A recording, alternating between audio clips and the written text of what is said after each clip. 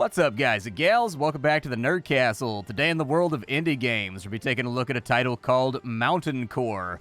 You'll recall a little while ago, there was a game that came out on Steam called King Under the Mountain, a game about building a dwarf fortress with kind of like a RimWorld style aesthetic and a cool lighting system. It released into early access and then nothing really happened to it. Now, if you ever wondered what happened to it, I can tell you because the developer told me. This is actually King Under the Mountain rebranded as Mountaincore now that the developer has his game back. From what he told me, basically a publisher funded the game and they put together a team. That team built this build right here, but then right as they were getting ready to deploy like a massive overhaul of the entire game, the publisher canceled it. And so off and away it went. So the developer has rebranded the game Mountaincore now. He's got control of it. If you're anything like me, your first question is probably like, okay, well, I bought King Under the Mountain, so like, do I have to buy Mountaincore again? No, when Mountaincore comes out on Steam, that's actually the first question I asked the developer as well when he approached me asking if I wanted to play the new build was, what happens to the people that already bought King Under the Mountain? Simple. When this comes out on Steam, there will be a website that will check your Steam login to see if you have, like, King Under the Mountain, I guess, or something from how I understand it. And then if it is verified on your account, it will automatically generate a key for Mountaincore for you. So you will be made whole. Development will continue and you will get access to this game. So we're going to dive on in today for about, I don't know, 30, 40 minutes. See if it's something you wanted to add to your wish list or otherwise pass on. The developer has said the game has been more or less completely rebuilt and has a bunch of new stuff in here. So we're going to look at that. But also down there in the description where you see that link, you can find a link to my Discord and my Twitch stream, just in case you wanted to hang out live any given day of the week. So let's go ahead and start a new game. We have Many Tower. We'll just call it something a little more classy. All right, something that's got a little bit more pop to it. We'll go ahead and get ourselves a random seed here. And off, and away we go. Here we are at our new home. This is where we now dwell at. And we've got to take a crack at surviving inside this mountain. Looks like we've got some beautiful birch trees up here. Looks like possibly some maples or something else like that. Maybe oak trees or something. We got to decide where we want to deploy at, I think is going to be the hard decision. There's already kind of a cave hollowed out over here. But then again, we kind of want to do our own thing, right? We don't want a predetermined cave. We want a cave that we made ourselves. That artisanal cave, man. That artisanal dwarfish cave. I say we deploy like right over here. That's what I say. All right, now after deploying, I gotta count my dwarves. Sometimes if you deploy in too tight of a spot, your dwarf will like deploy underneath the map. Doesn't happen every single time, but anytime I've like deployed into like a little nook like this over here, or like into a little crevasse like this right here, I always do a head count of my dwarves to make sure they're all there, because like sometimes you lose one underneath the map. All right, what do I want to do now? Well, we need to get some farming going. I think that's going to be the initial concern that needs to be taken care of. So we're just going to do like some farm strips over here. We'll call them like 2x8s, I guess. I don't want to do it that close, because if I do it that close, it'll add to the other farm. We'll call these little 2x8s right there. Those will be fine for now. We'll assign this one to tomatoes. We'll assign this one to potatoes. And we'll assign that one to carotatoes. There I just wanted it to rhyme, man. We were rhyming so far. Like, we had like a verified rhyme thing happening, and then it was just kind of jerked away from me. It feels bad. Makes my teeth hurt when the rhyming rhythm and prose do not resolve themselves, okay? We're going to make a hallway over here. And we're going to start digging on into the mountain. Now, you can actually build things outdoors. You've got, like, full wall building and things of that nature that you can play around with. So if you like doing outdoor colonies, that's totally on you. You can do it. But one piece of advice I do have, having played around with the game for about 3 hours, is that you should always deploy somewhere near the river. Your dwarves have to drink, and they don't show up on this expedition with extra drinks. They do show up with a water barrel, but you got to deploy that water barrel. And so you want to be kind of like near the river, just in case. Because if you're not near the river, they've got to spend like an entire day walking out to drink. And I've actually had maps where I've deployed in a bad spot, and they spend like 12 hours out of the day just walking to get a drink. So try to put yourself somewhere near a water source if you really want your people to be effective on the opening days. After a full day's work of mining, it looks like we've got our first corridor all nice and taken care of. So let's take a look and see what sort of buildings we can get our hands on. So like our first big concern is going to be a dormitory. We need a place for everybody to sleep so that they're not sleeping out under the stars again. So we'll go ahead and we'll do like a 5x7. I think that'll work out okay. I don't think it'll collapse. You kind of want to keep things in this game. I think they can go 3 cells out from a wall, and on the 4th cell, it'll collapse from what I remember.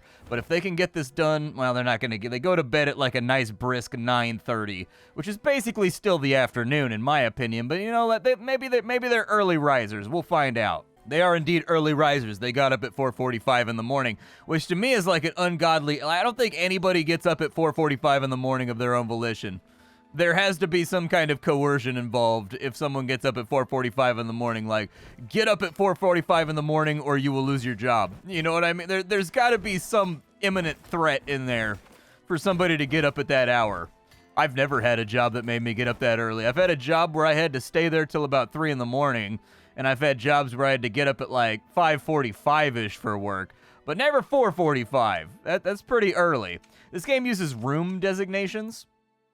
Just like so many other games that will allow you to determine, you know, what a room is and what it is used for. You get these little ropes around it, basically, that will imply by color what room it is.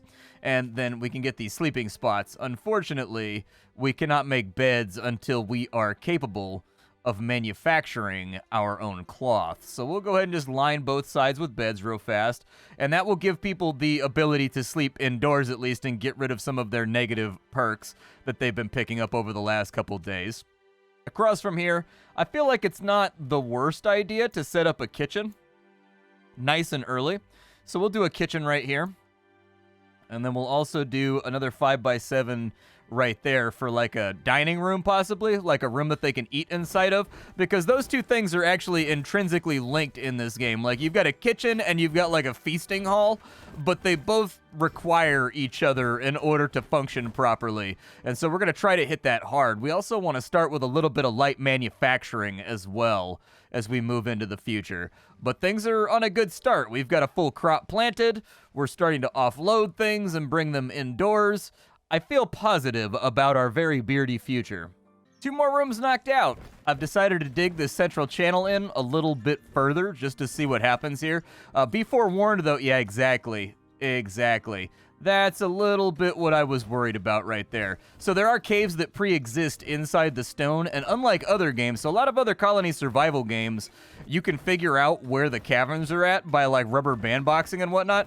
In this game, not quite so easy. In this game, you're gonna hit some of these little guys right here. But let's get another room or two set up. We're going to want to set up the kitchen. So we'll go ahead and put the kitchen in right there. I don't know if that's going to be enough space, but we'll do our best. The next room that we're going to require is we need a feasting hall. This is where everybody's going to eat at. And so we'll put that in right there. We're not going to be able to finish off too much more until we start manufacturing stone, but we can put down some basics, so like a water barrel, for example. That will allow people to drink right here inside of our base without having to go down to the river, and magically, taking river water and putting it inside of a barrel, they no longer get a debuff to being upset. So there you go. We'll put a kitchen table over there. We will put a cauldron right there. And then we will also need... We won't need a grist mill right now. That doesn't feel hugely important. But we will need import pallets. So import pallets and export pallets are how this game chooses what you will be producing and what you will not be producing. It's kind of a roundabout way. So in most colony survival games, you'll have like a pop-up menu. And you'll just say, craft 3 of these. Cool, man. And then you'll like go on with the rest of your day. Not the case in Mountaincore. In Mountaincore, you've got imports and you've got exports, and you need to have enough import pallets to set up all the items that this room is going to need in order to function properly and manufacture soup, and then you need export pallets that tell this place where the stuff should go after it's done here, basically. How many? I have 45 of those blocks available. Good. We're going to put the feasting table right there, I guess. And then we'll get a couple, like, dope feasting seats as well. There we go. The feasting seats are ready. We do have a lot of rocks laying around. This game produces a lot of chunks. You'll be familiar with what chunks are if you play a lot of RimWorld. But this game spits out a lot of chunks, man. Like, dealing with all the chunks and getting rid of them all can be a lot. I don't think we can actually import anything right now, so I don't think it's going to matter. Oh, we made stuff out of Dolo stone. That's pretty cool. And that right there will be our brand new eatery. They've got everything but one chair in. Let's go ahead, and we need a spot where they will sit down the cauldron once the food is done inside of here, and they migrate it over to this side. And then I think we should be in pretty good shape. Do I have a dwarf that is a cook? Okay, so we're probably going to want to have somebody be a cook. There's not going to be a whole lot of ways around that. Instead of having this guy be a blacksmith, I'm going to have this guy be a cook. And it's going to be fairly high priority. Now, none of our plants have grown yet, so that's going to be an important factor that we need to think about here. But what I can do is I can start mining out this area as well for other manufactories, I guess. So that's a 6 wide. That's a bummer. We'll call that a 5x7 then, just to even it out with that room over there. And then we'll just build walls as necessary to make the whole thing look nicer, I think. That is our cook. Yes, stonemason. Which one's our cook? There's our cook. Gita Ironhold. I think the problem here, we're not going to be cooking meals because we don't have anything except for rations on us right now. We've got to wait for all of our various farming yields to come in before they're going to be able to manufacture soup or any of that fun stuff. We should also probably, it looks like our farmer is more or less idle. So we should probably put in a few more crop fields, I guess, just to make sure we're growing what we can. This may come back to haunt me later on, but I'm going to give it the old try. We'll call that corn, and we will call that barley, I suppose. Yeah, that or wheat. We could do wheat. Let's do wheat. We'll call that wheat. It looks like they're going to help out with shoveling out all those bushes, too. Good. Everybody needs a little help sometimes. Our mining job is almost done over here. I don't know if this room is going to be large enough for the actual design that I want it to do, but we do need a masonry workshop. So we'll drop that in right there. The masonry table is quite large, but the masonry table is going to allow us to produce blocks out of all of these basalt boulders that we've got laying around so that we can start decluttering the floor. I may actually take this one in a little bit further. It can't go much wider, but it can go in a little tiny bit further. And I think that's not a bad idea because we're going to need a lot of storage pallets in order to make this all work with the inputs and the outputs. There we go. So that's going to give us a little bit more space to play around with. Down on the southern side, we're going to do the exact same thing. I think that's roundabout where we want the door to be. We're going to call this a 7 right there. And the reason being is that we need a carpentry workshop so that we can start converting logs into planks. We also need to chop down some trees. That's going to be another concern that we need to look into. And so I think there's a solid chance that we can take a sawmill and just kind of like, I don't remember how big the wood cutting bench is. Okay, so it's going to need to be at least like a 3x3. Gotcha. We'll call this like a 4x4 then. Perfect. And then we'll put in a tree chopping bench right there. And then we will put down like 2 or 3 export pallets, I think. And then we should be good. And we'll tell these what they're going to export. How many of those do I still have? I still have 35 boards remaining. Okay, I was getting a little bit worried. They're sleeping in a bunch of mulch right now like a guinea pig, dude. Feels bad. It's not good to be my dwarves right now. They're not living dignified at the moment. So we only need like 1 import pallet over here. But we're going to want a couple of export pallets for that build. Oh, they already knocked that out down there, dude. Look at you guys over here being all productive. All right, so carpentry workshop. Carpentry workshop's going to need to have a big old bench. So we'll go ahead and give it a big old bench. And then import-wise, we'll have 2. Export-wise, we'll have 2. And now we've got our bare bones basic industries Ready to go.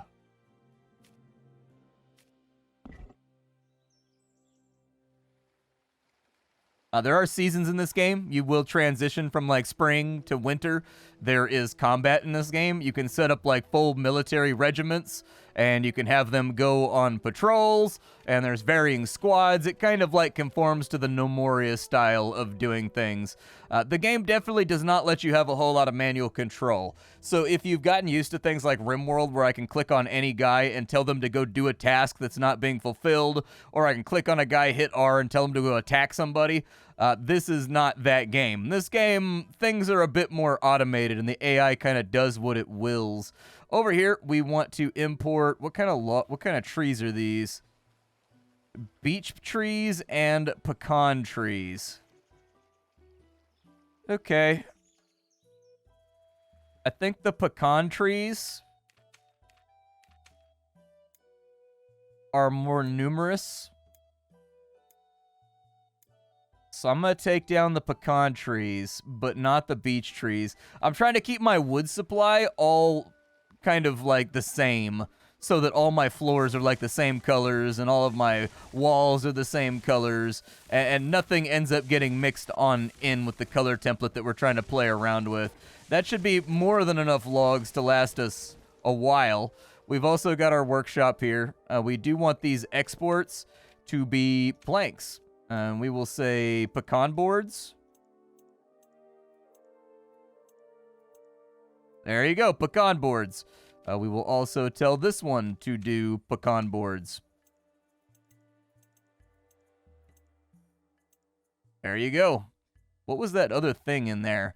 Barrel staves. Curved wooden planks used to construct barrels. Okay. We don't need barrels just yet, but we'll work on it later. That's going to be the first step in our production chain. So they are going to take the pecan. They are going to turn it into pecan, I think, planks. And then from there, the planks will come into the carpentry lodge and we'll be able to do stuff with them. Over here, we will want to import pecan planks. Done. And then we will also want to import barrel hoops. And we'll probably want to import barrel staves at some point too. And then these exports right here, we're not going to set these up to do anything because that will cause crafting to happen. You see what I'm... Actually, we need a chest. I'll tell them to manufacture one chest because we are going to need a chest for an undisclosed thing very, very shortly. We also, more than likely, are going to need... Oh, they already made the chest. No, they didn't. That's a ghost of a chest. Never mind. They're waiting for... I think they need the hoops to come in before that'll start to work. And I don't know that anybody has made boards yet, so we should probably check on in and see... Ah, the chef is a wood chopper. Is the chef going to take care of that? Or is the chef just hanging out over here? Chef's just kind of hanging out over here. We may have to adjust her priorities. All right, well, instead, we will go wood choppinator right there. There we go. She's not even very good at chefing. She don't have the skill nor the temperament for it. Feels bad. Do we have anybody that can chef? Anybody? Man, everybody in my colony could burn a hot pocket. This is rough. This is a bit of a situation. Oh, I think I need import spots over here too. I think that's what I messed up. They'll go build the import spots. I was trying to figure out why the wood was not getting chopped. The wood is not getting chopped because I didn't tell them to import the pecan boards. Yeah, I didn't tell them to import pecan logs.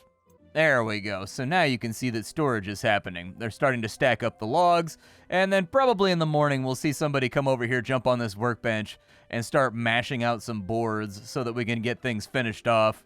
Hey, there it is. Production is happening. There's boards laying around. You don't look like the guy. Who are you? You're the wrong guy. Oh, we have so many wood choppers. How did we end up with so many wood choppers? I guess you can go back to being a blacksmith.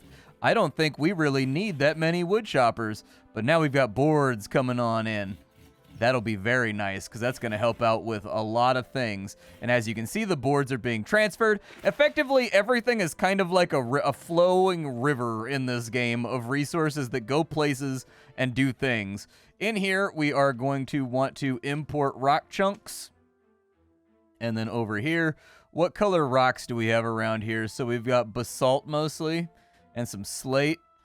Okay, we will go blocks of basalt. We will go blocks of basalt. We will go blocks of slate. There we go. It took me forever to find the slate, dude. Slate was like the last thing on the list. I actually think it'd be better if you had flip down menus for these. So instead of having a scroll right there, once you have this right here, there's a little flip up box right here where you click on it, it flips up and you just grab the one you want from the list. It'd be much faster because you can only click that arrow so fast as it cycles through the options too. And so I do think there's a lot of quality of life things here that could... I see what they're going for with the system. I feel that RimWorld flows better and kind of has better quality of life, but there are ways to make this system have better quality of life and feel nicer to the player. At this point, we should have like all the pecan boards in the world, and as you can see, the export palettes are starting to fill up with various boulders and things too. So that's good. It looks like they're doing the slate first. I guess that makes sense since the slate rocks are closer. One thing I haven't seen the dwarves do is they won't just go pick up a rock to do production. They have to wait for it to be inside the import palette, which I think can be a little bit of a headache when trying to plan things out, but I suppose that that's life. I need all these basalt rocks out of the way. Maybe we should make a storehouse, like a big room. Yeah, let's think about it. I'm gonna make a big storehouse, I think. So we'll call it something like that right there. That's gonna collapse on us. So we're gonna have to take it kind of slow. So we'll do a 4 right there. And then we'll place pillars going down to support it. And then we'll go out like another 4, and we'll do the pillars again. And we'll make like a really big general storage area where we can keep all of our rocks at. Hey, there's our chest, too. They went ahead and built it. Now, if we place this chest anywhere, they'll build another one. So watch out for your resources. But the construction we need to do is we need to build some pillars. And I would like for the pillars to be made out of... You know, I don't much care. They can be made out of whatever they want to be made out of. I just need pillars to be deployed. And once those pillars are in, we'll cut 4 more. We'll do it one more time, and then we'll probably seal it off with a door and a wall, and we'll call this entire thing a stockpile so people know where they need to go in order to grab some of their stuff. There we go. Our pillars are in, and one of the unique things about this game is the way that they've actually, I don't know if they've like bump mapped things or like what they've done, but they've made it so that the lighting around your cursor really bounces off. Like they've put like a central shadow point on each of these objects, and it really makes like the little 2D sprites pop out a lot with sort of like an explosion of 3D. I don't really know what else to say about it. I'm not exactly sure how they accomplished that technique, but it looks really good. I think it looks fantastic, and you can tell the little dwarves, they throw off light as well, independent of whether or not you're out here.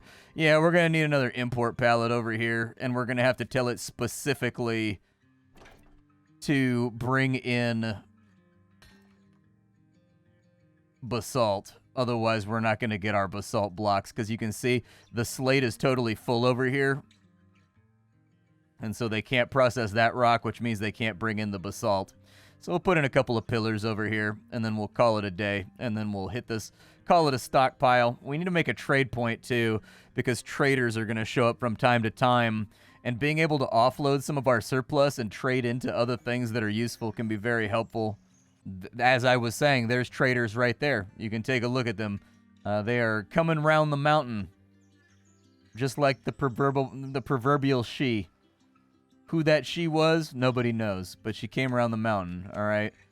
Let's go ahead, and we will drop a few more slate pillars in here just to make sure this place doesn't collapse, because mining collapses are kind of bad in this game. As one might suspect, mining collapses can have consequences. Oh no, dude, I put in the wrong color pillars. I'll fix it later. It'll be fine. For now, we just need functionality. Aesthetics are a concern for tomorrow. Today's Splattercat is concerned with having a large storage arena where I can put raw materials and get them out of the hallways so that we're no longer stubbing our toes on giant boulders whenever we go here, there, everywhere, really. Call that basalt. There we go. So that input has been processed.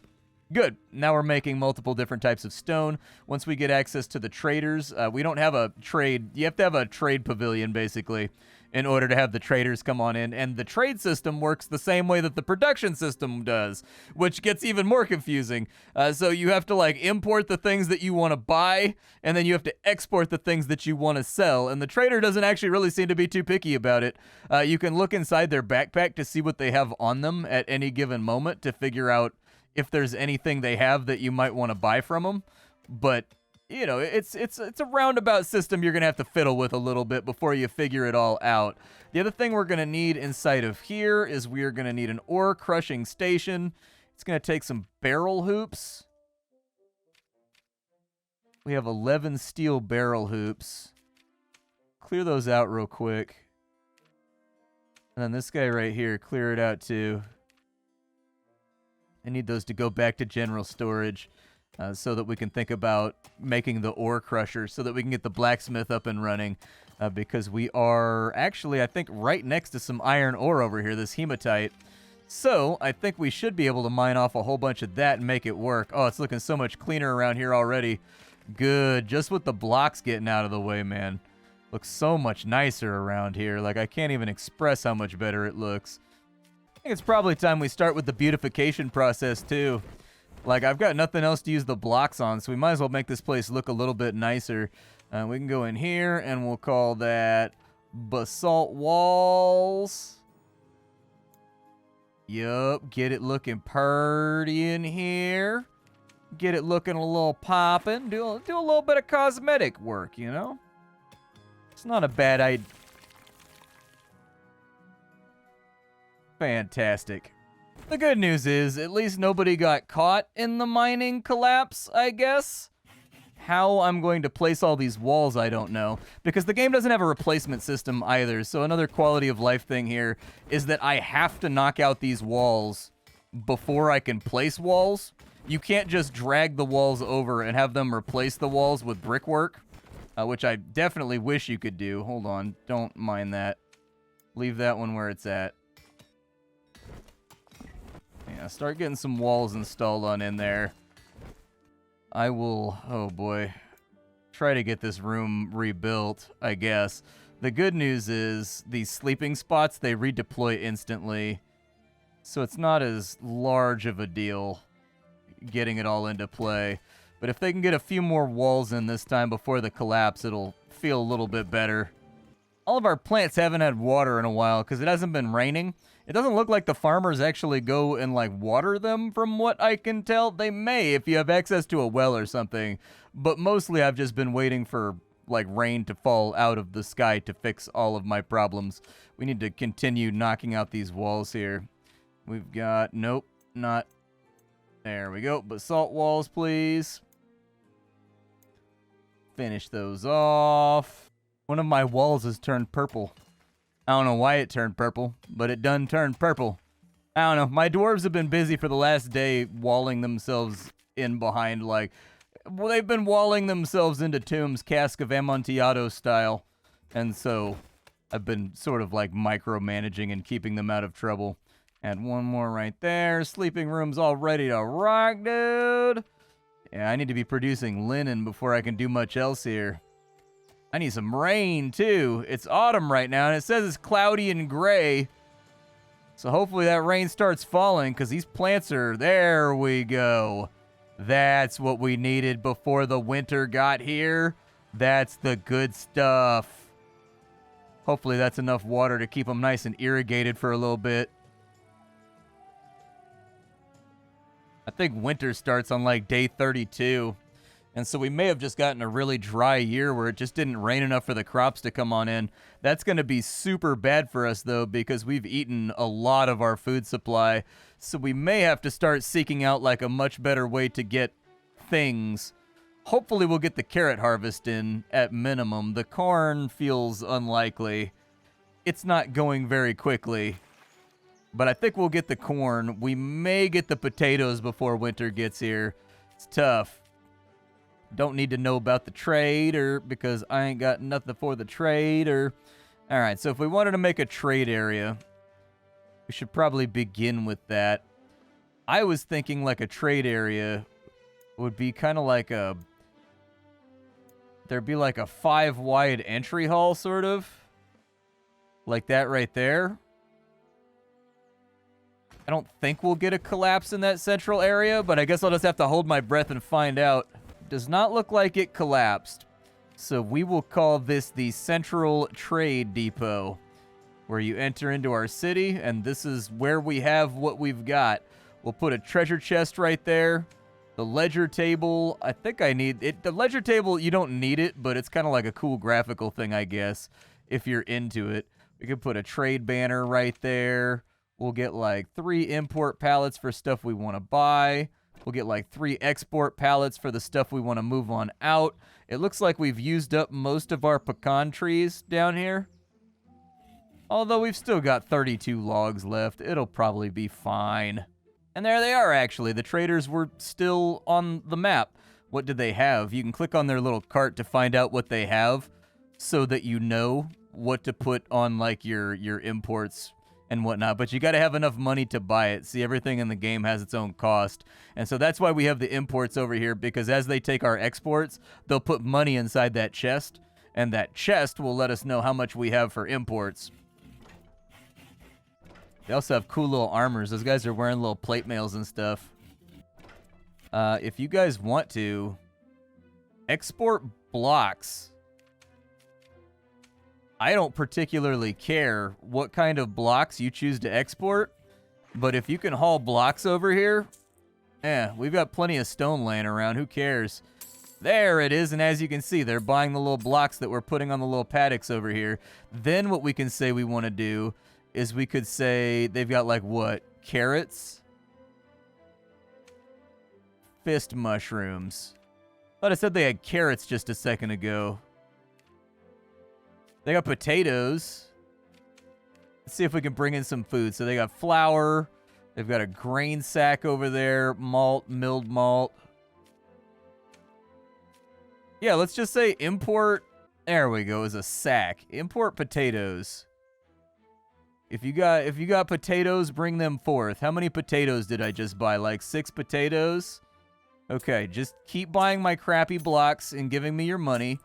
And I will trade you large rectangles made out of mountain ass for, you know, some potatoes and stuff, because we're like poor and we're hungry. And then hopefully what we'll see here. Oh, they put water in the cauldron, dude. I think we're about to have dirter soup. I don't know if you like potato soup. I like potato soup a lot. While I was doing that, we're about to have I was doing like a little dance to like celebrate potato soup. I don't know. I don't know what part of me caused that to happen. Like, there's definitely something deep down inside of me that made me do a little dance when I thought about potato soup. And I don't know what it is, but it happened, all right? It happened. It's fine. It's not that big of a deal.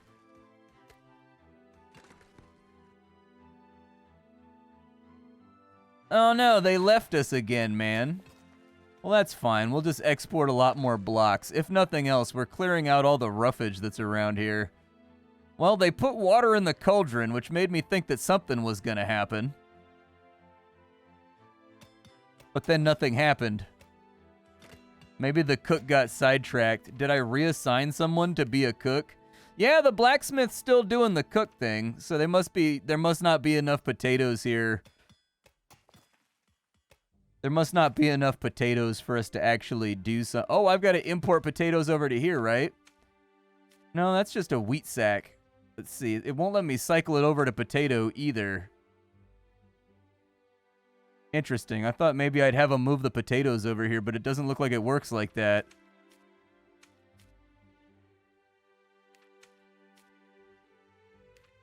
Yeah, it looks like the vegetable crates are maybe not inside the selection list for the import pallets over here. So now I'm kind of confused how I get vegetable. So this room doesn't follow the rules that every other room has, which is like you import the things that it's okay for them to use in order to complete the room's production. But on the import pallets, it doesn't let you pick anything other than wheat or barley. So I don't know exactly how I get the potatoes into this room from the import pallet. Is there like a prep station or something? So there's a kitchen worktop, but that doesn't have an import on it. Hey, we had a harvest come in. Nice, man. I made like a little storage spot for our veggies over here. I don't know if that's how it works, but I made like a little spot. Oh, they did. They made soup. There it is right there, dude. They made 12 carrot soups. All right. I mean, they made carrot soup. That's gross, but like potato soup would have been better. Tomato soup, I think, would have also been an acceptable answer, but we figured it out on some level. I didn't see the actual production take place, so I don't know exactly how it took place. They used carrots. They did not use potatoes, which makes me somewhat suspicious. That makes me think that if it's on the import pallet over here, it can't be used for production. That's what that makes me think. Either way, that produces a ton of meals, which means we're not leaning on our rations quite as hard anymore. However, we are going to have to figure out how to get all these crops to grow. That much is for certain. We're definitely not getting the carrots in before winter. If we get very lucky, we'll get the potato harvest. And the tomatoes, possibly. But I think we're going to have to get another farmer for next year. Otherwise, I think it's just going too slowly. But yeah, this is what's in the game for right now. These are all the differing types of rooms. They've got military on in here. I looked through it. It doesn't seem like there's a research room or anything else like that, which implies that we're not going to be getting any further buildings in this build after the ones that we have here. I do think that this build is much more developed than the last time I played King Under the Mountain. Like, it has like a full military system in it. It's got a lot more craftables and things going on. Still, this game has had like a long and exhausting development path with just things going wrong. And so hopefully it's in a spot now where they can hit like a full clip and they can, you know, start just mashing out content nonstop because they're no longer dealing with publisher issues or, you know, supply problems or anything else like that. At least that would be my hope, because I feel like there's always room for more dwarf stuff. Like dwarf stuff, see, this is what I mean by you can't just replace walls. I want to be able to click and drag and just have them replace the walls with the brickwork, basically. It saves you a whole bunch of clicks, because if I want this to actually happen, what I've got to do now is I've got to click twice, click again, come all the way down over here, click that off my cursor, wait for this to get done, and then once it's done, you see how many clicks you save? You save almost 10, 12 clicks right there by just making it so that when I have the basalt wall on my clicker, it just replaces the wall that this is overlapping. Like, it saves so many clicks. But there's a lot of quality of life work to be done here. Obviously, a lot more content to be made ready, especially when the elephant in the room are both Dwarf Fortress and RimWorld, both of which have just an enormous amount of stuff going on with them and a huge amount of things to do and DLCs and expansions. It's tough. When there's like a champion game in any arena or in any genre that is just like the flat best example of that genre, anything that's a new entry into that genre is always going to have an uphill battle convincing people, like, why should I play this over the much more developed game? And like, that's a fair question. Money's tight. It's hard times right now, so people are trying to get bang for their buck. But I do love dwarf stuff. I'm hoping this one continues to mash on out content. The developer seems earnest about getting back on into it and already had a plan for how he was going to get the game to everybody that previously bought it, even though it's now no longer under the same publisher and under a new name. And so that's the kind of thing that I respect. My name is Splattercat. I sift through the pile to find what's worthwhile in the world of indie games every single day so you don't have to. Today we were checking out Mountaincore, which is, King Under the Mountain under a new name, but no longer under the same production company that was financing it and then shortly canceling it right after they financed it, which I have so many questions, but I have to keep reminding myself, not my business, you know what I mean? Like, I have so many questions, but I'm just gonna let them hang out for a little. Oh, look at these nice clean floors, dude. Look at them. These nice clean floors. Ah, well.